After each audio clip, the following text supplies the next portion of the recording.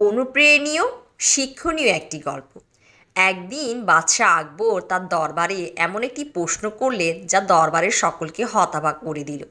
সবাই যখন উত্তর বের করার চেষ্টা করছিল, বীরবল দরবারে প্রবেশ করে উপস্থিত সবাইকে জিজ্ঞেস করলেন ব্যাপারটা কি।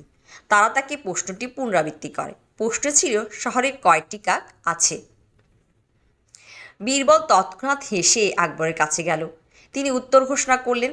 তিনি বললেন, শহরে 21,523টি কাক আছে। বীরবল কীভাবে উত্তর জানলেন? জানতে চাইলে বীরবল উত্তর দেন, আপনার লোকদের কাকের সংখ্যা গণনা করতে বলুন।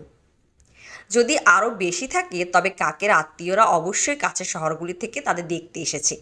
যদি কম থাকে তবে আমাদের শহরের কাক অবশ্যই শহরের বাহিরে বসবাসকারী তাদের আত্মীয়দের সাথে দেখা করতে গেছে। উত্তরে খুশি হয়ে আকবর বীরবলকে একটি রুবি ও মুক্তার শিকল উপহার দেন। গল্পের নৈতিক: আপনার উত্তরের জন্য একটি ব্যাখ্যা থাকা একটি উত্তর থাকার মতোই গুরুত্বপূর্ণ।